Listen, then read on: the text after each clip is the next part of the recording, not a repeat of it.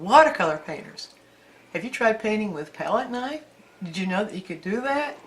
Well, let me show you.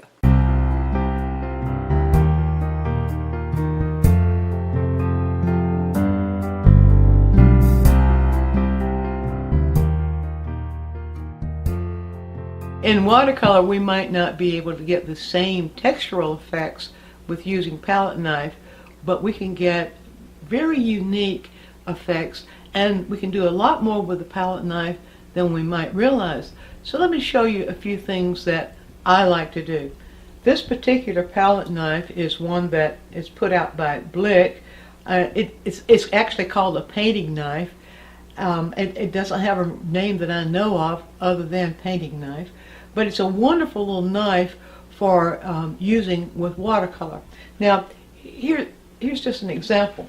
First of all, for it to be effective, the paper does need to be damp. So I'm going to dampen the paper here, and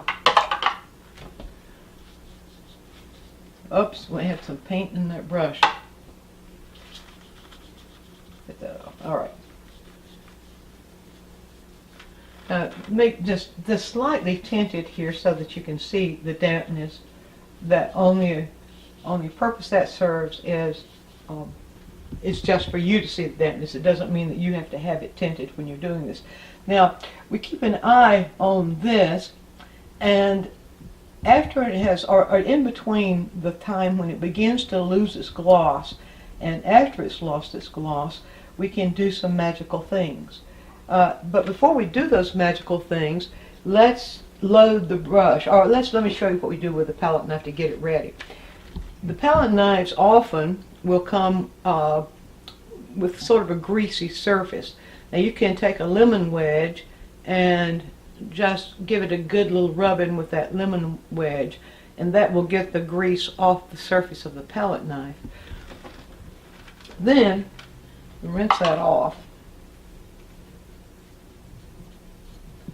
Now, we need the color as thick as you need it for getting the darks, as thin as you need it for getting the lights, or thin meaning more water. So I'll get a variation here of the darks and the lights. Now, let me first of all just show you. You can reach the, let me go to this color, maybe it'd be easier for the camera to see. Right here, okay. You reach for the color and you just pull the palette knife into it, and you see there that you can have that little roll of color on the edge of the palette knife, very much like you would if you were doing palette knife painting in oil paint. Alright, now we can apply that, you see, and still have a little bit left over here. Now we can continue that. What we need to look for each time is to be sure that we have that little roll of paint on the tip of the palette knife so that it can feed, and the slower we move, the more paint we get. Now I'm going to mix up the colors just a little bit. Now I picked up some blue. Now that time I didn't have quite as much paint as I did here. So you can practice that little technique and pretty soon get the idea of what you need in the way of loading it in order to make it work for you. So you can move it in overlapping directions, and you can put some pressure on it like this, and you can it will give you little indications of lines that could be like the boards of a barn, you see right here. So playing with that and the different sorts of things it can do will give you some ideas of what you might be able to do to make it work for you.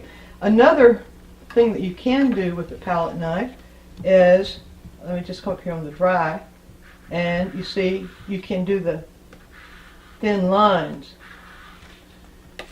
That can work on dry paper.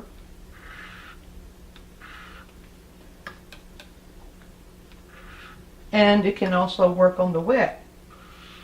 When you do the lines on the wet, you get the bleed.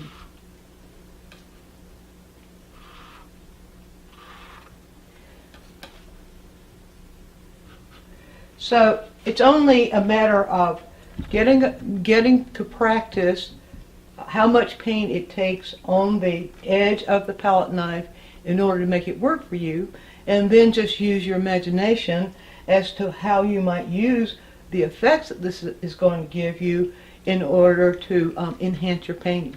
So there's your quick tip.